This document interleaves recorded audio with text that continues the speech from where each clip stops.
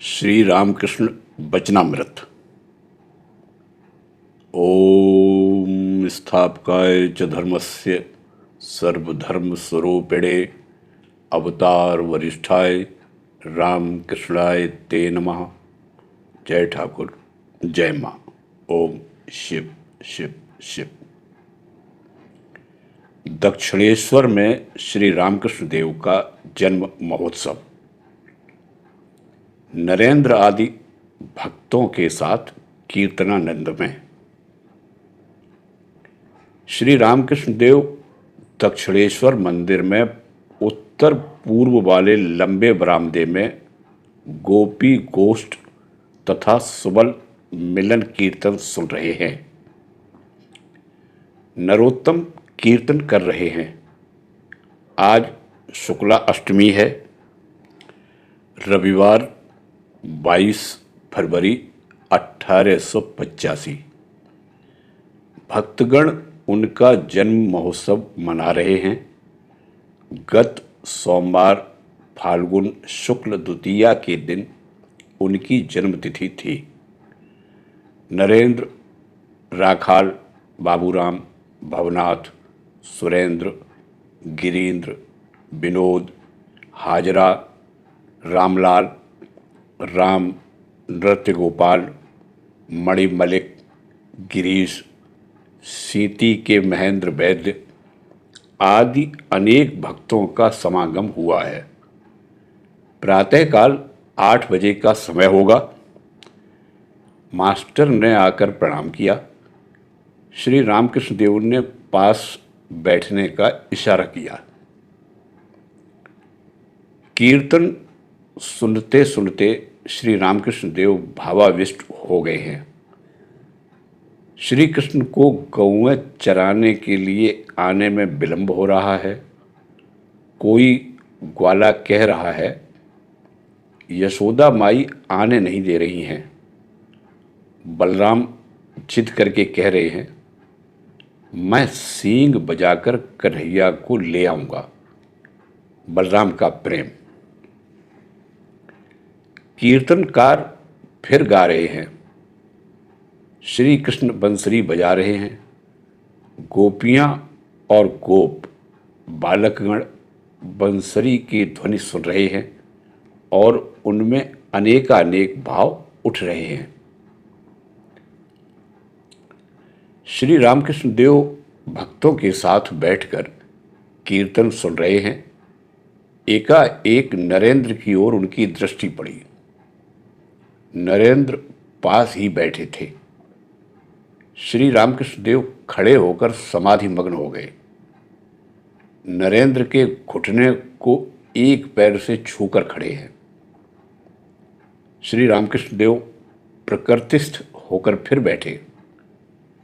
नरेंद्र सभा से उठकर चले गए। कीर्तन चल रहा है। श्री रामकृष्ण देव ने बाबूराम से धीरे धीरे कहा, कमरे में खीर है, जाकर नरेंद्र को दे दो। क्या श्री रामकृष्ण देव नरेंद्र के भीतर साक्षात नारायण का दर्शन कर रहे थे? कीर्तन के बाद श्री रामकृष्ण देव अपने कमरे में आए हैं और नरेंद्र को प्यार के साथ मिठाई खिला रहे हैं।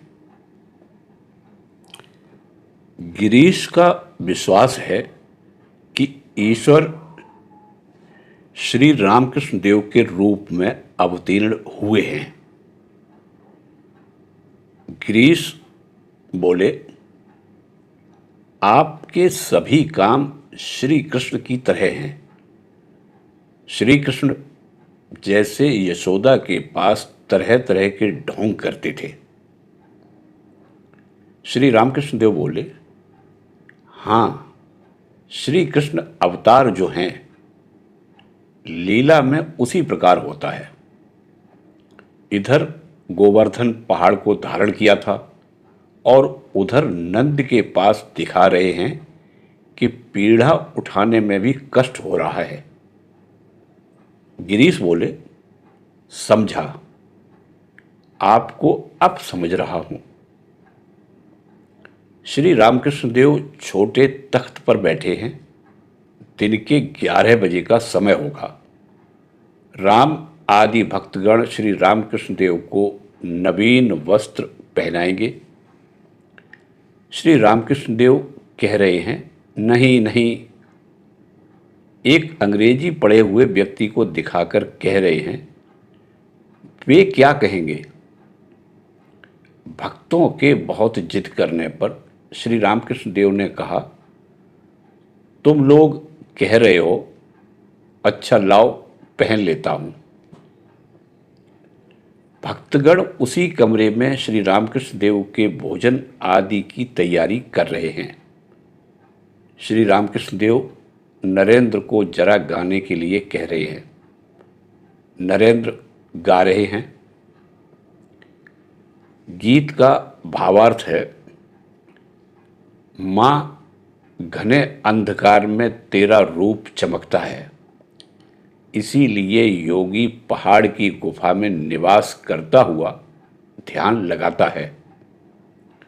अनंत अंधकार की गोदी में महानिर्वाण के हिल्लोल में चिर शांति का परिमल लगातार बहता जा रहा है।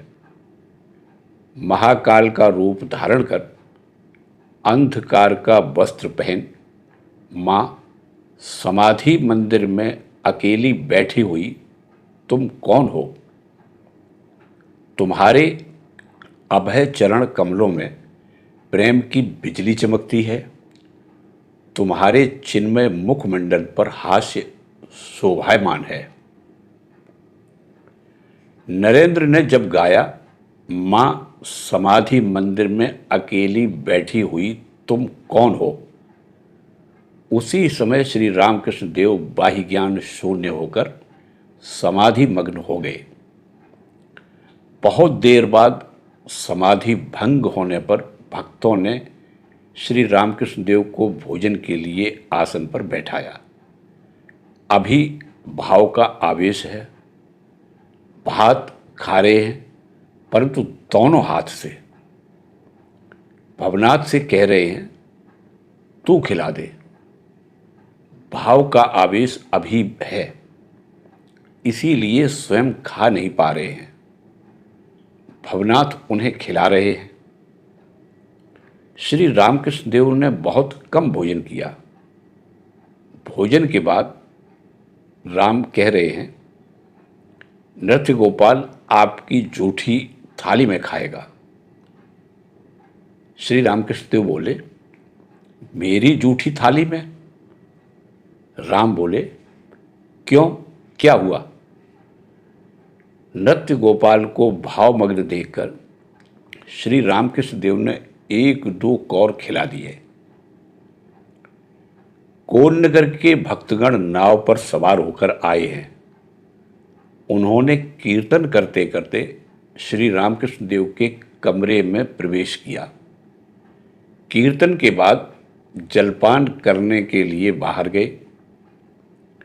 नरोत्तम कीर्तनकार श्री रामकृष्ण देव के कमरे में बैठे हैं।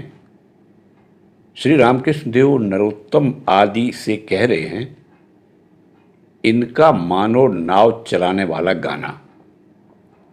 गाना ऐसा होना चाहिए कि सभी नाचने लगे। इस प्रकार का गाना गाना चाहिए। संगीत गीत का भावार्थ है, ओरे गौर प्रेम के हिलोर से सारा नदिया शहर झूम रहा है। नरोत्तम से बोले, उसके साथ यह कहना होता है। गीत का भावार्थ है, ओरे हरि नाम कहते ही जिनके आंसू झरते हैं, वे दोनों भाई आए हैं। ओरे जो मार खाकर प्रेम देना चाहते हैं, वे दोनों भाई आए हैं। ओरे जो स्वयं रोकर जगत को रुलाते हैं, वे 2 भाई आए हैं। ओरे जो स्वयं मतवाले बनकर दुनिया को मतवाली बनाते हैं, वे दो भाई आए हैं। और जो चांडाल तक को गोदी में उठा लेते हैं, वे दो भाई आए हैं। फिर यह भी गाना चाहिए, हे प्रभो गौर निताई, तुम दोनों भाई परम दयालु हो। हे नाथ, यही सुनकर मैं आया हूँ।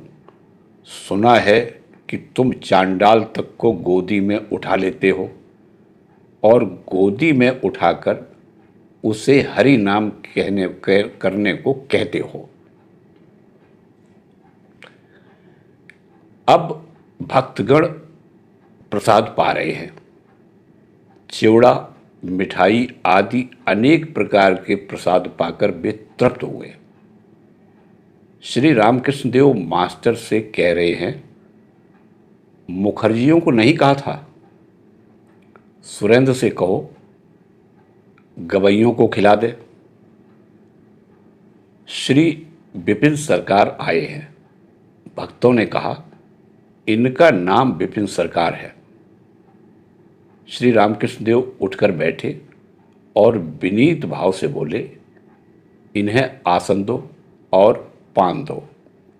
उनसे कह रहे हैं, आपके साथ बात न कर सका, आज बड़ी भीड़ है। गिरीन्द्र को देखकर श्री रामकृष्ण देव ने बाबूराम से कहा, इन्हें एक आसन दो। नृत्य गोपाल को जमीन पर बैठा देखकर श्री रामकृष्ण देव ने कहा, उसे भी एक आसन दो। सीती के महेंद्र वैद्य आए हैं। श्री रामकृष्ण देव हंसते हुए राखाल को इशारा कर रहे हैं, हाथ दिखा लो। रामलाल से कह रहे हैं, गिरीश घोष के साथ प्रेम कर तो थिएटर देख सकेगा। नरेंद्र हाजरा महाशय से बरामदे में बहुत देर तक बातचीत कर रहे थे। नरेंद्र के पिता के देहांत के बाद घर में बड़ा ही कष्ट हुआ है। अब नरेंद्र कमरे के भीतर आकर बैठे। श्री रामकृष्ण देव नरेंद्र से बोले, तू क्या हाजरा के पास बैठा था? तू विदेशी है और वह बिरही। हाजरा को भी 1,500 रुपयों की आवश्यकता है। हाजरा कहता है, नरेंद्र में 16 आना सतोगुण आ गया है, परंतु रजोगुण की जरा लाली है। मेरा विशुद्ध सत्व 17 आना। सभी लोग हंसने लगे। मैं जब कहता हूं तुम केवल विचार करते हो, इसीलिए शुष्क हो, तो वह कहता है, सूर्य की सुधा पीता हूं, इसीलिए शुष्क हूं। मैं जब शुद्ध भक्ति की बात करता हूं, जब कहता हूं कि शुद्ध भक्ति रुपया पैसा ऐश्वर्य कुछ भी नहीं चाहती, तो वह कहता है, उनकी कृपा की बाढ़ आने पर नदी तो भर जाएगी, फिर गड्ढे नाले तो अपने आप ही भर जाएंगे। शुद्ध भक्ति भी होती है और सदैश्वर भी होते हैं, रुपए पैसे भी होते हैं।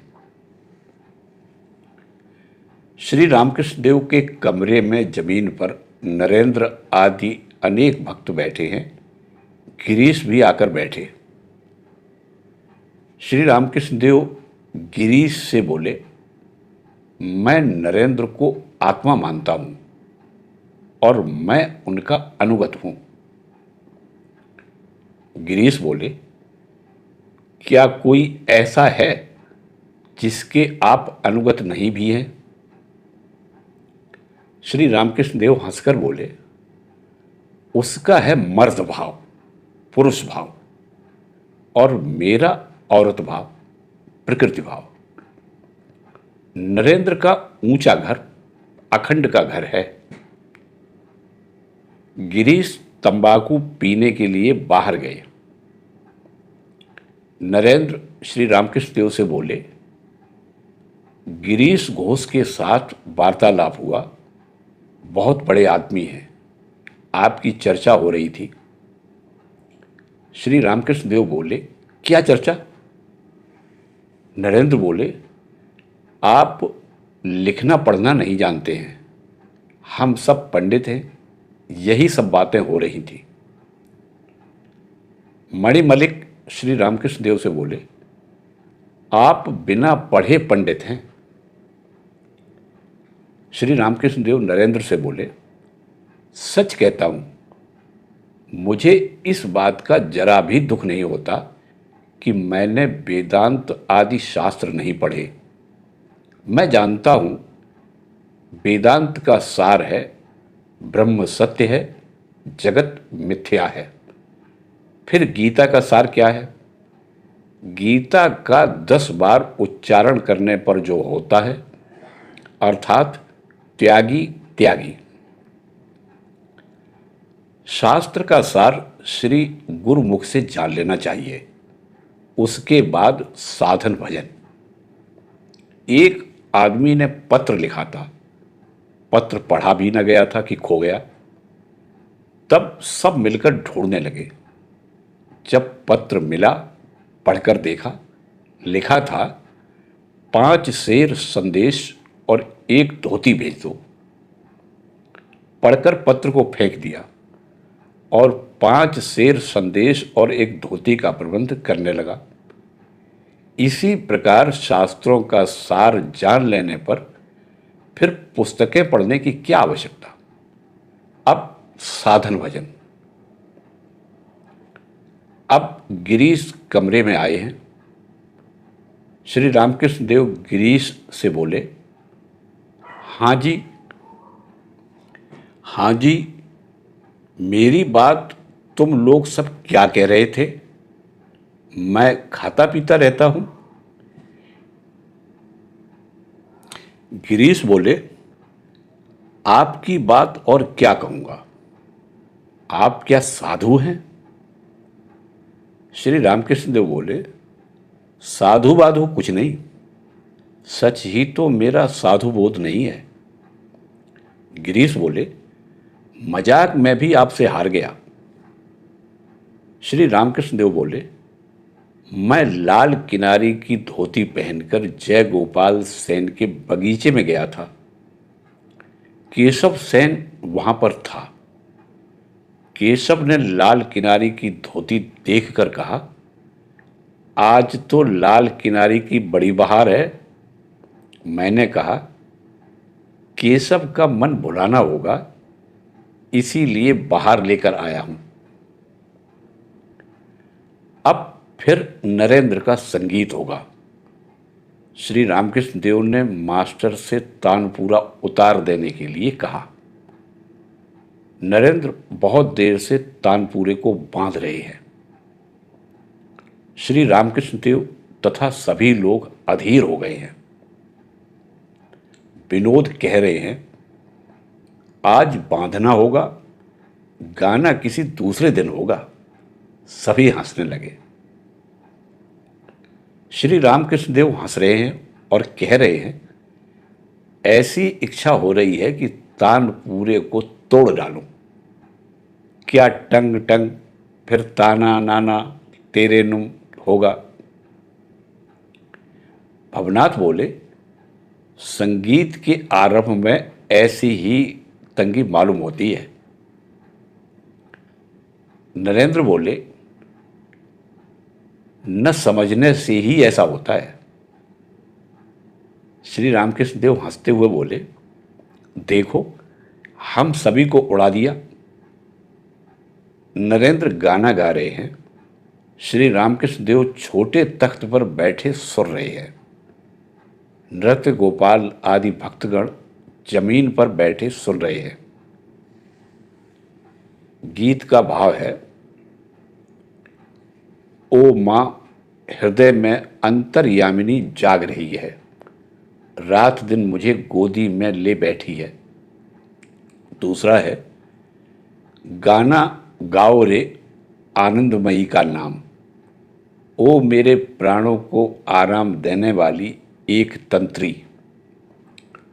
तीसरा है, माँ गहरे अंधकार में तेरा रूप चमकता है, इसीलिए योगी गुफा में रहकर ध्यान करता रहता है। श्री रामकृष्ण देव भाव विभोर होकर नीचे उतर आए हैं और नरेंद्र के पास बैठे हैं। भाव विभोर होकर बातचीत कर रहे हैं। श्री रामकृष्ण देव बोले, गाना गाऊं? नहीं नहीं। नृत्य गोपाल से बोले, तू क्या कहता है? उद्दीपन के लिए सुनना चाहिए, उसके बाद क्या आया और क्या गया। उसने आग लगा दी, सो तो अच्छा है। उसके बाद चुप, अच्छा तो मैं भी चुप हूं, तू भी चुप रहे। आनंद रस में मग्न होने से वास्ता। गाना गाऊं? अच्छा, गाया भी जा सकता है। जल स्थिर रहने में भी जल है और हिलने डुलने में भी जल है। नरेंद्र पास बैठे हैं, उनके घर में कष्ट है, इसीलिए वे सदा ही चिंतित रहते हैं और मामूली तौर से कभी कभी ब्राह्म समाज में आते जाते हैं। अभी भी सदा ज्ञान विचार करते हैं। वेदांत आदि ग्रंथ पढ़ने की बहुत ही इच्छा है। इस समय उनकी आयु 23 वर्ष की है। श्री रामकृष्ण देव एक दृष्टि से नरेंद्र को देख रहे हैं। श्री रामकृष्ण देव हंसकर नरेंद्र से बोले, तू तो आकाश की तरह है, परंतु यदि टैक्स अर्थात घर की चिंता न रहती। सभी हंसने लगे। कृष्ण किशोर कहा करता था, मैं खा हूं। एक दिन उसके घर जाकर देखता हूं तो वह चिंतित होकर बैठा है, अधिक बात नहीं कर रहा है। मैंने पूछा, क्या हुआ जी, इस तरह क्यों बैठे हो? उसने कहा, टैक्स वाला आया था, कह गया यदि रुपए न दोगे तो घर का सब सामान नीलाम कर लेंगे, इसीलिए मुझे चिंता हुई है। मैंने हंसते हंसते कहा, यह कैसी बात है जी, तुम तो आकाश की तरह हो। जाने दो, सालों को सब सामान ले जाने दो, तुम्हारा क्या है? इसीलिए तुझे कहता हूं, तू तो खा है, इतनी चिंता क्यों कर रहा है?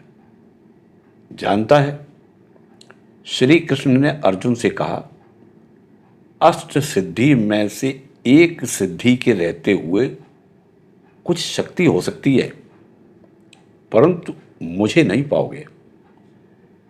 सिद्धि द्वारा अच्छी शक्ति, बल, धन ये सब प्राप्त हो सकते हैं, परंतु ईश्वर की प्राप्ति नहीं होती। एक और बात, ज्ञान अज्ञान से परे रहो। कई कहते हैं अमुक बड़े ज्ञानी हैं, पर वास्तव में ऐसा नहीं है। वशिष्ठ इतने बड़े ज्ञानी थे, परंतु पुत्र शोक से बेचैन हुए थे। तब लक्ष्मण ने कहा, राम, यह क्या आश्चर्य है, ये भी इतने शोकार्त हैं। राम बोले, भाई, जिसका ज्ञान है उसका अज्ञान भी है। जिसको आलोक का बोध है उसे अंधकार का भी है। जिसे सुख का बोध है उसे दुख का भी है। जिसे भले का बोध है उसे बुरे का भी है। भाई, तुम दोनों से परे चले जाओ, सुख दुख से परे जाओ, ज्ञान अज्ञान से परे जाओ। इसीलिए तुझे कहता हूं, ज्ञान अज्ञान से परे चला जा। श्री रामकृष्ण देव फिर छोटे तख्त पर आकर बैठे हैं। भक्तगण अभी जमीन पर बैठे हैं। सुरेंद्र उनके पास बैठे हैं। श्री रामकृष्ण देव उनकी ओर स्नेहपूर्ण दृष्टि से देख रहे हैं और बातचीत के सिलसिले में उन्हें अनेकों उपदेश दे रहे हैं। श्री रामकृष्ण देव सुरेंद्र से बोले, बीच बीच में आते जाना। नागा कहा करता था, लोटा रोज रगड़ना चाहिए, नहीं तो मैला पड़ जाएगा। साधु संग सदैव ही आवश्यक है। सन्यासी के लिए कामिनी कांचन का त्याग, तुम्हारे लिए वह नहीं। तुम लोग बीच बीच में निर्जन में जाना और उन्हें व्याकुल होकर पुकारना। तुम लोग मन में त्याग करना। भक्त वीर हुए बिना भगवान तथा संसार दोनों ओर ध्यान नहीं रख सकता। जनक राजा साधन भजन के बाद सिद्ध होकर संसार में रहे थे। वे दो तलवारें घुमाते थे, ज्ञान और कर्म। यह कहकर श्री रामकृष्ण देव गाना गा रहे हैं, यह संसार आनंद की कुटिया है आदि। तुम्हारे लिए चैतन्य देव ने जो कहा था, जीवों पर दया, भक्तों की सेवा और नाम का संकीर्तन, तुम्हें क्यों कह रहा हूं? तुम एक व्यापारी की दुकान में काम कर रहे हो। अनेक काम करने पड़ते हैं, इसलिए कह रहा हूं। तुम ऑफिस में झूठ बोलते हो, फिर भी तुम्हारी चीजें क्यों खाता हूं? तुम दान ध्यान जो करते हो, तुम्हारी जो आमदनी है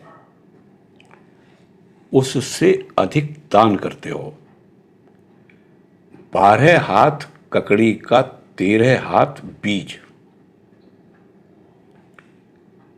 कंजूस की चीज मैं नहीं खा सकता हूं। उनका धन इतने प्रकारों से नष्ट हो जाता है। मामला मुकदमा में, चोर डकैतों से, डॉक्टरों में, फिर बदचलन लड़के सब धन उड़ा देते हैं। यही सब है।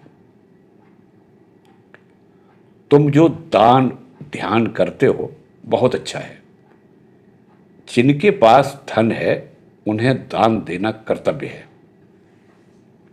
कंजूस का धन उड़ जाता है। दाता की धन की रक्षा होती है, सत्कर्म में जाता है। कामार पुकुर में किसान लोग नाला काटकर खेत में जल लाते हैं। कभी कभी जल का इतना वेग होता है कि खेत का बांध टूट जाता है और जल निकल जाता है। अनाज बर्बाद हो जाता है। इसीलिए किसान लोग बांध के बीच बीच में सुराख बनाकर रखते हैं। इसे घोगी कहते हैं। जल थोड़ा थोड़ा करके घोगी में से निकल जाता है, तब जल के वेग से बांध नहीं टूटता और खेत पर की मिट्टी नरम हो जाती है।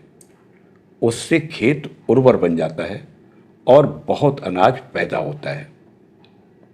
जो दान ध्यान करता है वह बहुत फल प्राप्त करता है, चतुर्वर्ग फल। भक्तगण सभी श्री रामकृष्ण देव के श्री मुख से दान धर्म की यह कथा एक मन से सुन रहे हैं। सुरेंद्र बोले, मैं अच्छा ध्यान नहीं कर पाता। बीच बीच में माँ माँ कहता हूं और सोते समय माँ माँ कहते कहते सो जाता हूं। श्री रामकृष्ण देव बोले, ऐसा होने से ही काफी है। स्मरण मनन तो है ना।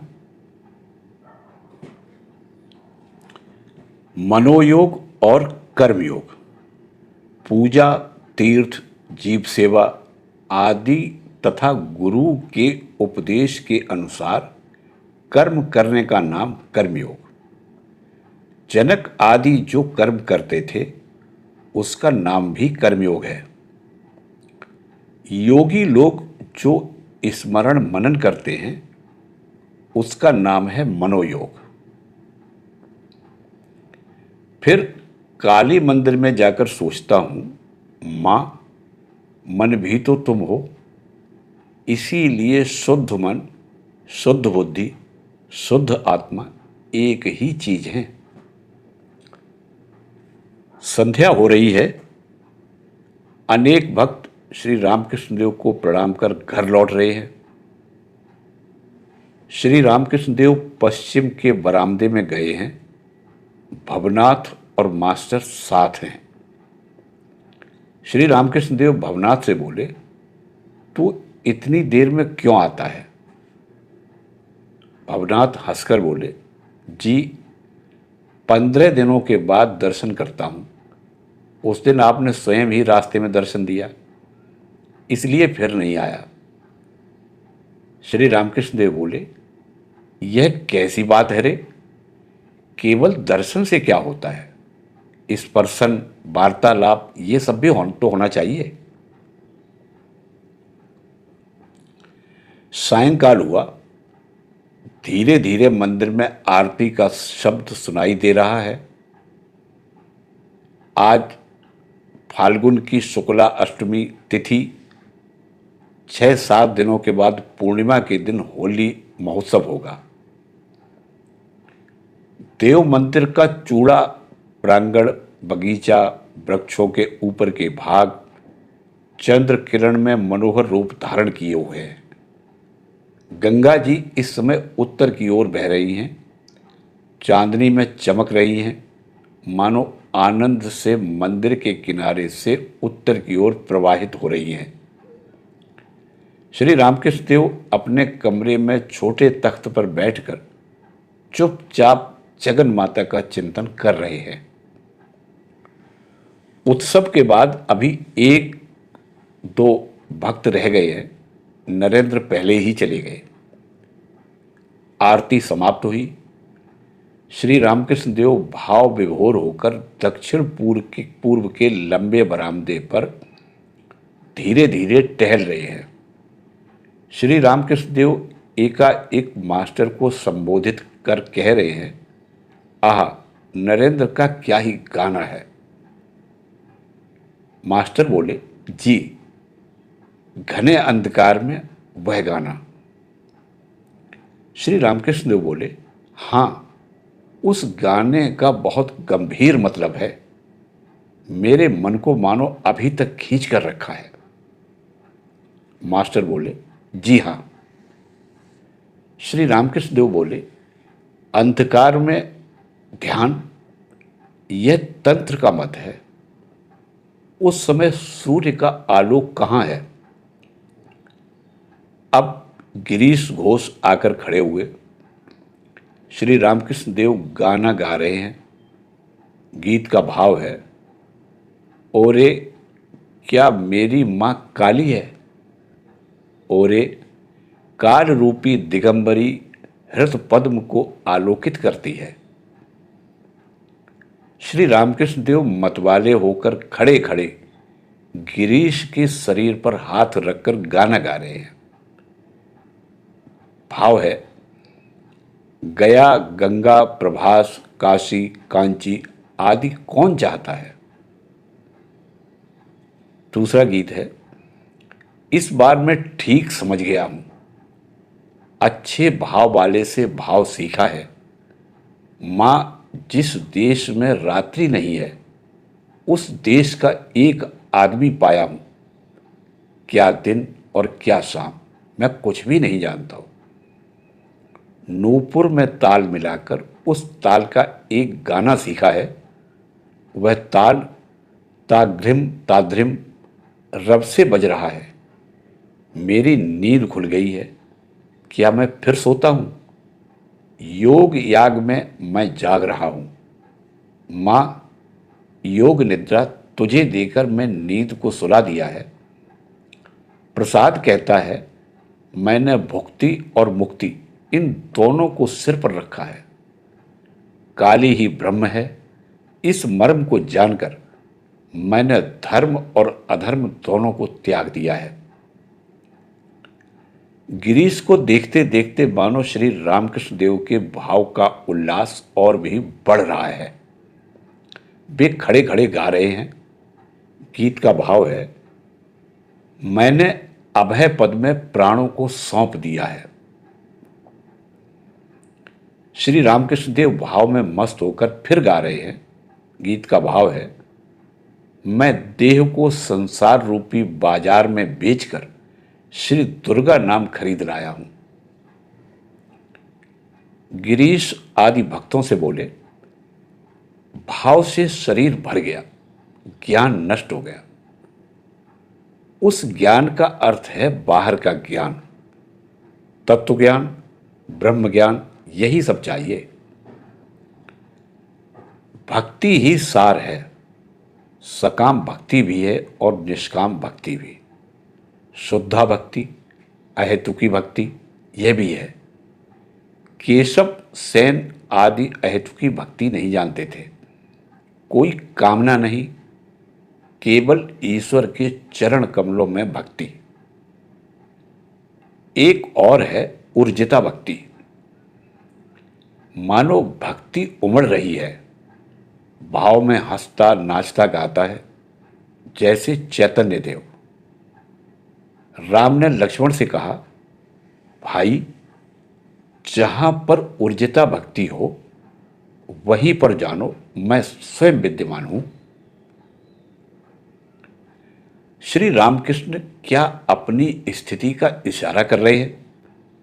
क्या श्री रामकृष्ण देव चैतन्य देव की तरह अवतार है, जीव को भक्ति सिखाने के लिए अवतीर्ण हुए हैं? गिरीश बोले, आपकी कृपा होने से ही सब कुछ होता है। क्या था, क्या हुआ हूं? श्री रामकृष्ण देव बोले, हां जी, तुम्हारा संस्कार था, इसीलिए हो रहा है। समय हुए बिना कुछ नहीं होता। जब रोग अच्छा होने को हुआ तो वैद्य ने कहा, इस पत्ते को काली मिर्च के साथ पीसकर खाना। उसके बाद रोग दूर हो गया। काली मिर्च के साथ दवा खाकर अच्छा हुआ या यूं ही रोग ठीक हो गया, कौन कह सकता है? लक्ष्मण ने लवकुश से कहा, तुम बच्चे हो, श्री रामचंद्र को नहीं जानते। उनके पद स्पर्श से अहिल्या पत्थर से मानवी बन गई। लवकुश बोले, महाराज, हम सब जानते हैं, सब सुना है। पत्थर से जो मानवी बनी, यह मुनि का वचन था। गौतम मुनि ने कहा था कि त्रेता युग में श्री रामचंद्र जी उसी आश्रम के पास से होकर जाएंगे। उनके चरण स्पर्श से तुम फिर मानवी बन जाओगी। सो अब राम के गुण से बनी या मुनि के वचन से, कौन कह सकता है? सब ईश्वर की इच्छा से हो रहा है। यहां पर यदि तुम्हें चैतन्य प्राप्त हो तो मुझे निमित्त मात्र जानना। चंदा मामा सभी के मामा हैं। ईश्वर की इच्छा से सब कुछ हो रहा है। गिरीश हंसते हुए बोले, ईश्वर की इच्छा से ना, मैं भी तो यही कह रहा हूं। सभी हंसने लगे। श्री रामकृष्ण देव गिरीश से बोले, सरल बनने पर ईश्वर का शीघ्र ही लाभ होता है। जानते हो, कितनों को ज्ञान नहीं होता। एक, जिसका मन टेढ़ा है, सरल नहीं है। दूसरा, जिसे छुआछूत का रोग लगा है। और तीसरा, जो संशयात्मा है। श्री रामकृष्ण देव नृत्य गोपाल की भाव अवस्था की प्रशंसा कर रहे हैं। अभी तक 3-4 भक्त उस दक्षिण पूर्व वाले लंबे बरामदे में श्री रामकृष्ण देव के पास खड़े हैं और सब कुछ सुन रहे हैं। श्री रामकृष्ण देव की स्थिति का वर्णन कर रहे हैं। कह रहे हैं, परमहंस को सदा यही बोध होता है कि ईश्वर सत्य है, शेष सभी अनित्य।